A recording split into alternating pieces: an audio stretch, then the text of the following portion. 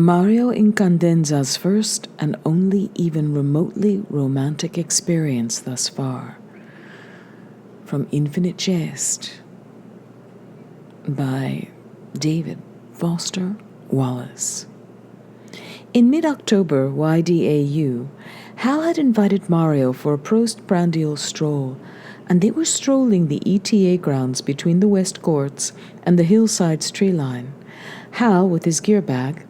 Mario could sense that Hal wanted to be able to go off by himself briefly.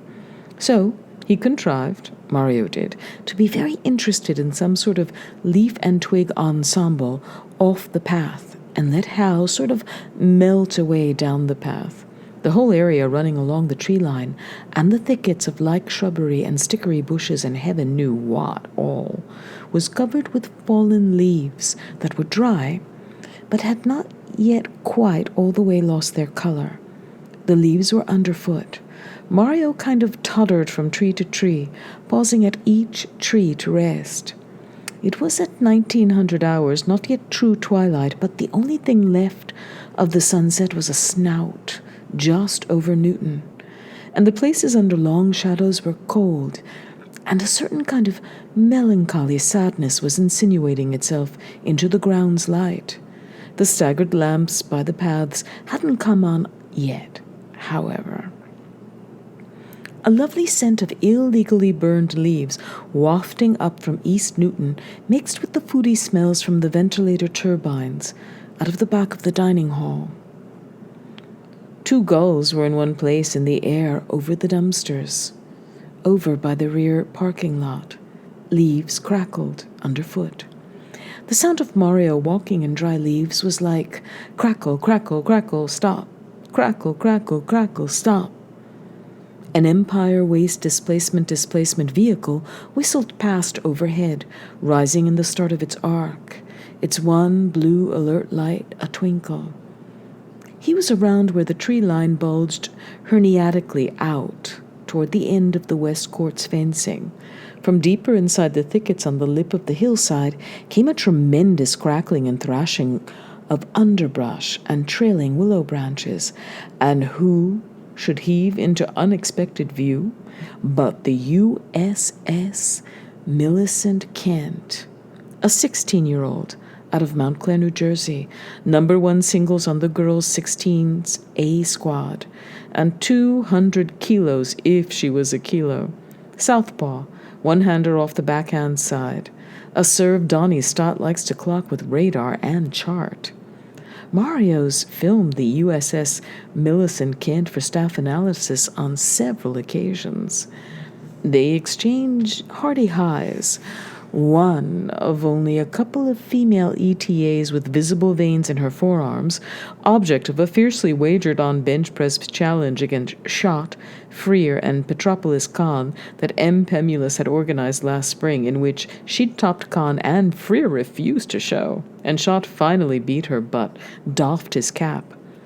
Out for a staff-ordered weight management post-dinner stroll, squeezing pen 5s in both hands, in ETA sweatpants and with an enormous violet bow, either scotch-taped or glued to the blunt, rounded top of her head.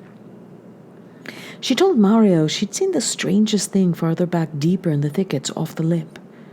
Her hair was tall and rounded off in the shape of a kind of pill, not unlike a papal hat or a British constable's tall hat. Mario said the bow looked terrific, and what a surprise to come face to face like this out here in the chill dusk. Bridget Boone had said that the USS Millicent Kent's coiffure looked like a missile protruding from its silo in preparation for launch.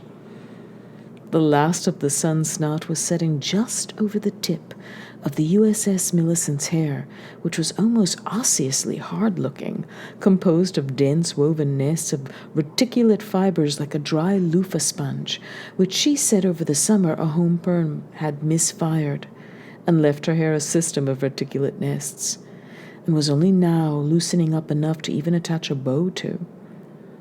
Mario said that, well, the bow set her off to a T and was all he had to say on the matter. He hadn't literally said chill dusk. The USSMK said she'd been amusing herself beating her way through one of the brambly thickets Mrs. Incandenza had when she'd still spent time outdoors at all. Planted to discourage part-time employees from shortcutting up the hillside to ETA, and had come upon a Husky 6 brand telescoping tripod, new and dully silvery looking, and set up on its 3 legs right in the middle of the thicket.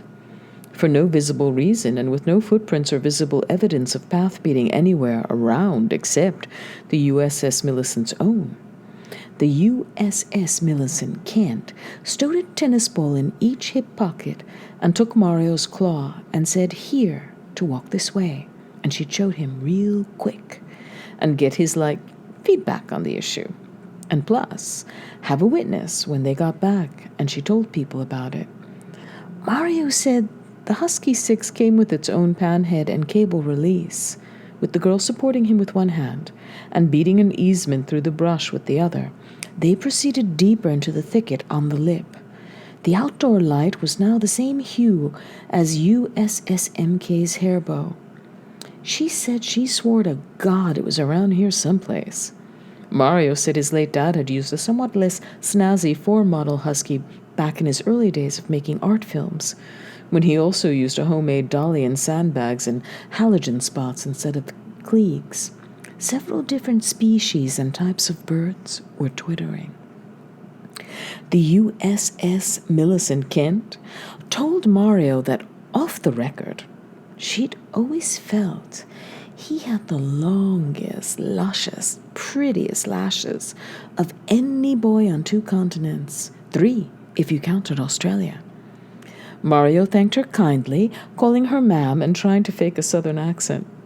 The USS Millicent Kent said she wasn't sure what were her old footprints from finding the thicket with the tripod and what were their more recent footprints from trying to find the old footprints, and that she was worried because it was starting to get dark and they might not be able to find it. And then Mario wouldn't believe she'd seen something as batshit sounding as a gleaming silvery tripod all set up for no reason in the middle of Nowheresville. Mario said he was pretty sure that Australia was a continent. Walking, he came up to around the bottom of USS Millicent's ribcage. Mario heard crackling and thrashing from some other thicket nearby, but was certain it wasn't Hal, since Hal very rarely made a lot of motion noise, either outside or in. The USS Millicent Kent told Mario that though she was an admittedly great player, with an overwhelming haul ass up to the net and loom over it like a Titan game, in the Betty Stowe Venus Williams power game tradition, and headed for an almost limitless future in the show, she'd confide in him, in private, out here, that she'd never really loved competitive tennis, that her real love and passion was modern interpretive dance, at which she admittedly had less unconsciously native gifts and talents to bring to bear, but which she loved, and had spent just about all her off-court time as a little girl practicing in a leotard in front of a double-width mirror in her room at home in suburban Montclair, New Jersey. But that tennis was what she had limitless talent at, and got emotional strokes and tuition waiver boarding school of offers in, and that she'd been desperate to get into a boarding school. Mario asked if she could recall if the Husky 6 tripod had been the TL one with the waffle-gridded rubber tips on the legs and a 360-degree pan head, or the SL one with an unwaffled tip and only a 180-degree pan head that swiveled in an arc instead of a full circle.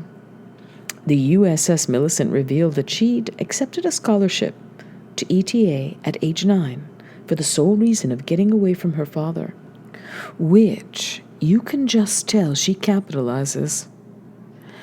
Her mother had left home when the USS Millicent was only 5, running off very abruptly with a man sent by what had then been called Con Edison to do a free home energy efficiency assessment.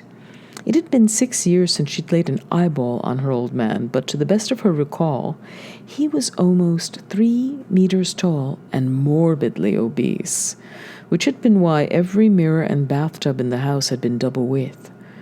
one older sister who'd been deeply involved in synchronized swimming had got pregnant and married in high school soon after her mother's departure. All this time, there's been more crackling and crashing off up on the hillside. Mario has trouble on any kind of declined grade. Some sort of bird sitting in the top branch of a little tree, looking at them without saying anything. Mario thinks suddenly of a joke he remembers, hearing Michael Pemulus tell. If two people get married in West Virginia and then pull up stakes and move to Massachusetts, and then if they decide they want to get a divorce, what's the biggest problem getting a divorce? The USSMK says her other older sister had, at just 15, joined the Ice Capades of all things, and was in the backup like chorus, where the biggest artistic challenge was not bumping into people and either falling or making them fall. Getting a divorce from your sister, because in West Virginia, Pemula said, a lot of people who get married are brother and sister. Hold my hand. He was only joking, though. By now, the light was about the same color as the ash and clinkers in the bottom of a Weber grill. The USS Millicent Kent was leading them in a set of slightly diminishing circles. Then she said at age 8 she came home early from an after-school drill at the USTA junior facility in Passaic, New Jersey, looking forward to slipping into the old leotard and getting in some modern interpretive dancing up in her room, only to come home, suddenly, and find her father wearing her leotard, which, needless to say, didn't fit very well. And with the small front portion of his huge bare feet squeezed into a pair of strapless pumps Mrs. Kent had left behind in her haste. In the dining room, he'd moved all the furniture over to the side of, in front of, the really wide mirror, in a grotesquely tiny and bulging violet leotard, capering. Mario says violet's really the USS Millicent's color. She says that was the exact creepy word for it. Capering. Pirouetting and rondelelling, simpering as well. The crotch of her leotard looked like a slingshot, it was so deformed. He hadn't heard her come in. USS Millicent asked Mario if he'd ever seen a girl's yin-yang before. Obscene mottled hirsute flesh had pooched and spilled out over every centimeter of the leotard's perimeter, she recalled. She'd had a voluptuous figure even at 8, she told Mario, but the old man was in a whole different size ballpark altogether. Mario kept saying golly Ned as all he could think of to say. His flesh jiggled and bounced as he capered. It was repellent, she said. There was no sign of a Husky 6 or any other model of tripod in any of the thickets and boskages. Her literal term for it was yin-yang. But her old man wasn't just a cross-dressing transvestite, she said. It turned out they always had to be a relative's female clothing. She said she always wondered why her sister's one-pieces and figure skating skirts always looked so askewly baggy and elastic shot, since the sisters didn't exactly wear tiny little malnourished sizes themselves. The old man didn't hear her come in, and he capered and jetéed for several more minutes, until she happened to catch his simpering eye in the mirror, she said. That's when she knew she had to get away, she said, and Mario's own old man's admissions lady had called out of the blue that very evening, she said. Like it had been fate, serendipity, kismet, yin-yang, Mario offered, nodding. The USS Millicent's hand was large and hot, and at the level of sogginess of a bath mats that had been used several times in a row in quick succession.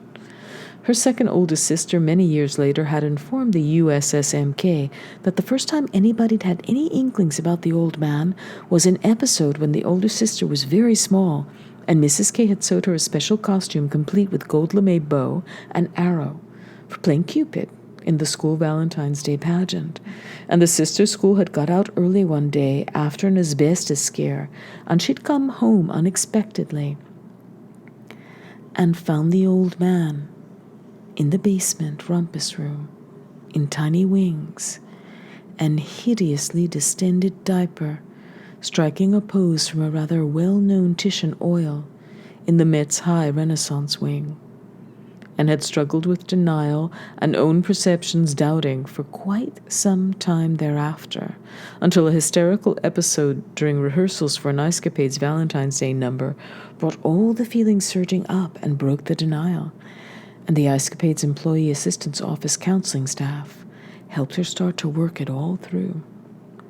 At which point, USS Millicent stopped them in an unprickly thicket of what later turned out to be poison sumac, and turned with a strange glint in the one eye that wasn't in pine shadow, and crushed Mario's large head to the area just below her breasts, and said she needed to confess that Mario's eyelashes and vest with extendable police lock he used for staying upright in one place had, for quite some time now, driven her right around the bend with sensual feeling.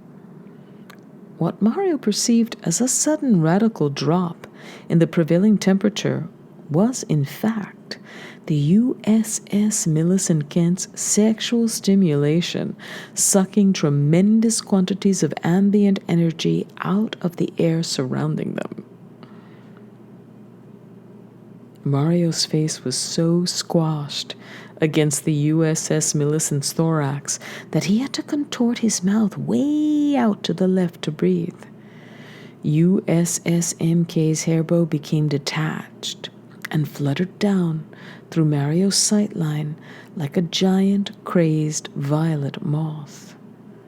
USS MK was trying to undo Mario's corduroys, but was frustrated by the complex system of snaps and fasteners at the bottom of his police lock's Velcro vest, which overlapped his trousers' own fasteners, and Mario tried to reconfigure his mouth somehow to both breathe and warn the USS MK that he was incredibly ticklish in the area of the belly button and directly below.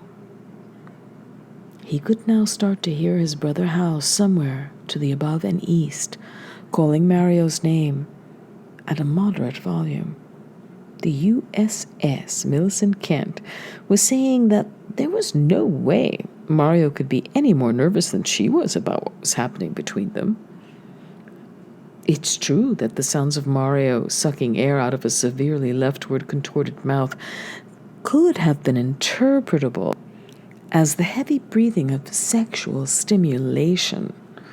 It was when the USS Millicent wrapped one arm around his shoulder for leverage and forced her other hand up under the hem of the tight vest, and then down inside the trousers and briefs, rooting for a penis, that Mario became so ticklish that he began to double up, clearing his face of USS Millicent's front and laughing out loud in such a distinctive high-pitched way that Hal had no trouble beelining right upon them, compromising though his navigational systems were after 15 or so secret minutes alone in the fragrant pines. Mario later said it was just like when there was a word on the tip of your tongue that, try as you might, you can't remember until the exact second you stop trying, and in it pops right into your head.